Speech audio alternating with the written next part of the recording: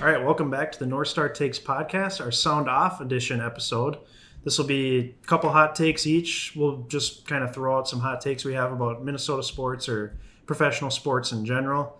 Be sure to like our videos on YouTube and subscribe as well. And you can also find us on Instagram and Twitter as well at North Star Takes Podcast.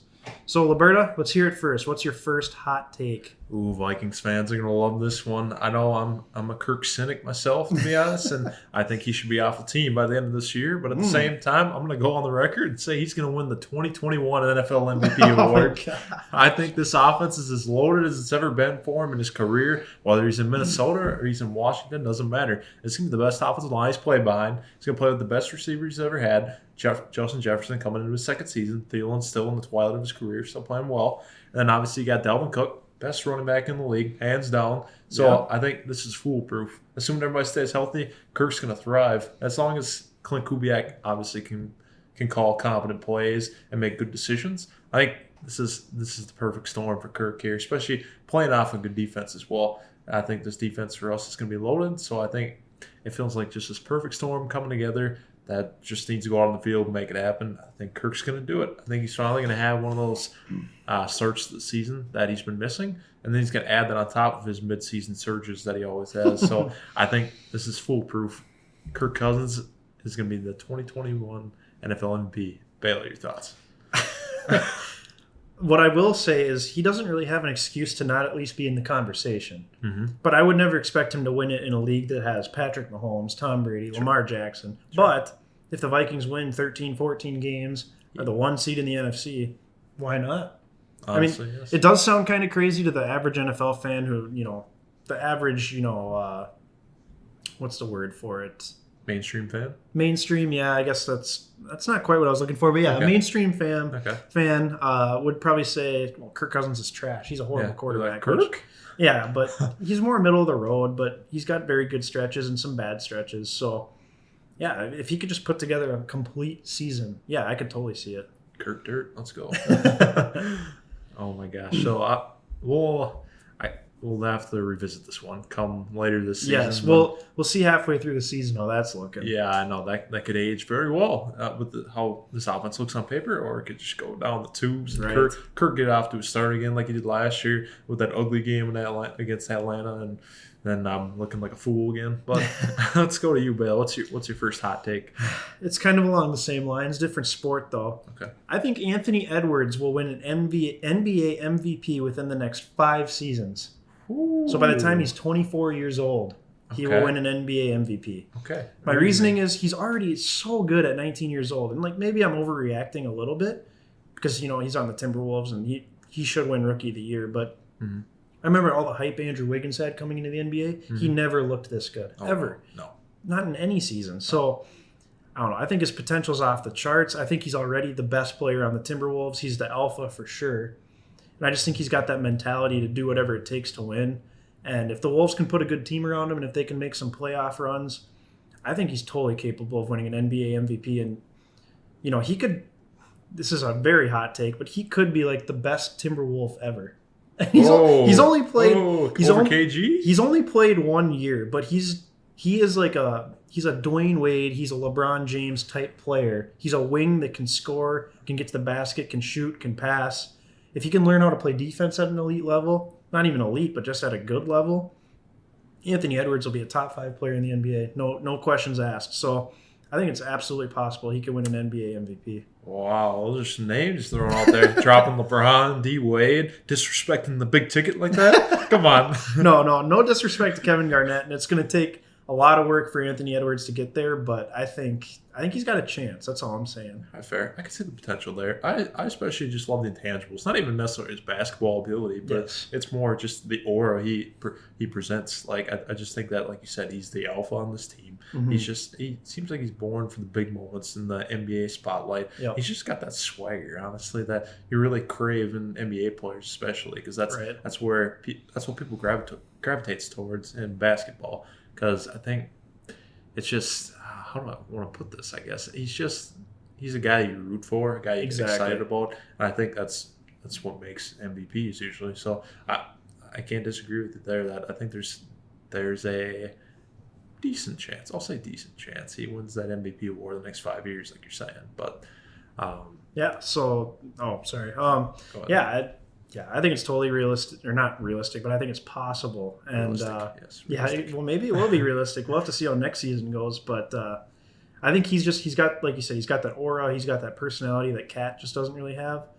And so I think he's already kind of slowly taken over this team. Mm-hmm. But he's also got really good players around him that are kind of cool with sitting back a little bit and not being the guy, being the face of the franchise that has to, speak all the time in front of the media, stuff like that. So, True. I think that role fits him well. So, all right, what is your second hot take? Ooh, this one might be kind of spicy for baseball fans. Honestly, it's one I heard actually this past week from Pete Alonso. People were talking to him about this conspiracy with doctoring baseballs, all the pitchers and their substances have come to the surface lately. But he was thinking more along the lines of the MLB really facilitating things like this happening because, for instance, a couple of years ago, you had the juiced ball where we're hitting home runs at just this ridiculous rate that's never been done before. And it was like the Twins hit 307 home runs and they shattered the record by what was that, like 40 home runs something or something like that. So that's kind of ridiculous in one season. But so his theory, like there's that, and then there's this year how batting average is at an all-time low and hitters are actually striking out at a higher percentage than they're getting a hit. Right. So I think now he thinks the league is favoring pitchers. So basically what he's saying, all in all, like to kind of simplify it, is that back a couple years ago, they used a juice ball, so the ball would fly more, and then pitcher stats would be worse coming into a free agency period where there's going to be a lot of marquee pitchers looking for new contracts, looking for more money. And now if they have worse stats, it's going to keep player contracts down, keep more money in the league's pocket, and then vice versa. Now, with all these shortstops about to hit the market here coming up in the offseason between 2021 and 2022, you're seeing a lot of guys having basically career lows for batting averages, which is obviously bottoming out their value as far as how much money they're going to make. Again, keeping the contracts low for some marquee players. And then, again, there's more money in the league's pocket. I'm kind of buying into this theory. I know it could be a little far-fetched for some people, especially the traditional baseball fans that are a big fan of the league for years and years and years. Yeah. But I think it's something you really got to think about. I don't think it's like that. And me personally, I don't think it's that far-fetched. What do you think? I don't think so either. I mean, even the most traditional baseball fan can't be that big of a fan of Rob Manfred, the commissioner. He's done a clown. Yeah, he's done absolutely nothing since he's been in there. He's goofing around with all these rule changes, the extra inning runner on second rule. I don't know. There's other rules out there too that are bogus. The instant replay thing is becoming ridiculous in the MLB. They're having an umpiring problem to begin with as well. Don't even get me started on that. But I think Rob Manfred's as shady as they come. He doesn't really care about the interest of the game itself. I think he cares more about putting money in owners' pockets and making money for the league, even though the league itself is dying and losing TV revenue and ticket sales and all that other jazz. He's just trying to keep money in the owners' pockets and not in the players. So I'm with you. I buy into this theory as well. I'm kind of amazed that a prominent professional baseball player would come out and say that I know about his own commissioner. But I can honestly see it. And the doctoring the baseball things is 100% real. I mean, the balls were definitely juiced 2 years ago when the Twins set the home run record. Last year, you could tell they were toned down a little bit. And this year, obviously, it's even worse. And MLB batting average is at a decade low. And it's becoming unwatchable. I mean, there's been a ton of no-hitters already this year. I know we've seen an absurd amount of those. Like that used to be fun when a guy would have a no-hitter. I mean, it still is, but like it used to be like more unique because like it didn't happen all the time. Where now you have a handful of them already, and we're a couple months into the season. Right. That's kind of ridiculous that it's happened literally like every other week or something like that. So it's not as fun when it happens. But so I can buy it. I don't think I think Major League Baseball does not have good leadership whatsoever, and so I can kind of see that being the shady side of what's going on behind the scenes. Yeah, I know. It kind of sucks to really have to think about it like that and think that the league's doing that. But, I mean, it sure seems like it. But, we can leave it at that. But how about you, Bill? Let's hear your second hot take.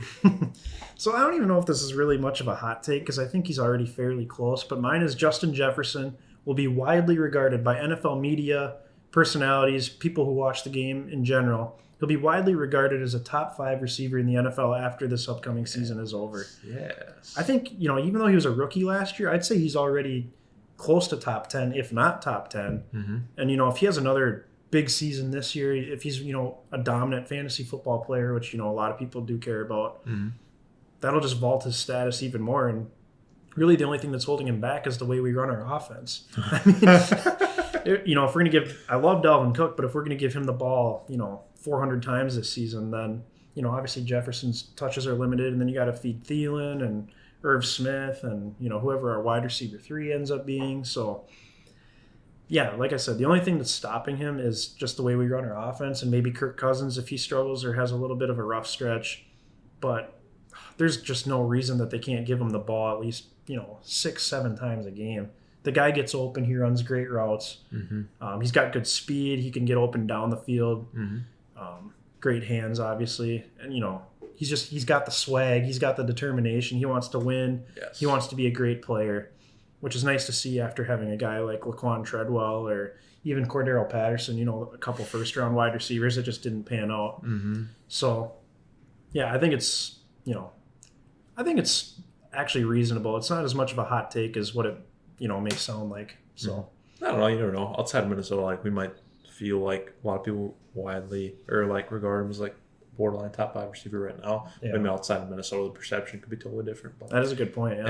And kind of going back to what you're saying about him and his touches per game and getting 6 or 7, you're saying catches. I think he's got to get 10 targets a game for sure. Yeah. Because the thing is that he's obviously.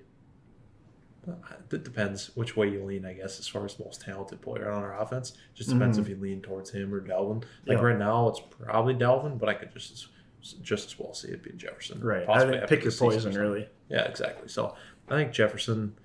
I like that take, being a widely regarded as a top 5 receiver, not just borderline, and really asserting himself as a dominant receiver in this league. And it doesn't matter who you talk to, they'll be like, oh yeah, top 5 receiver, he's one of the best in the game. So absolutely, I'm looking forward to that, and I definitely see that as a very realistic possibility. And that could coincide with your Kirk MVP prediction. Maybe it could. Yes, yes. This season it's Kirk's big year here, and then he's going to get paid again. But because the thing is, he won't play on his cap hit next year. That's true. And then, so he's due for an extension no matter what team he's playing for, whether it's us or some other team we trade him to.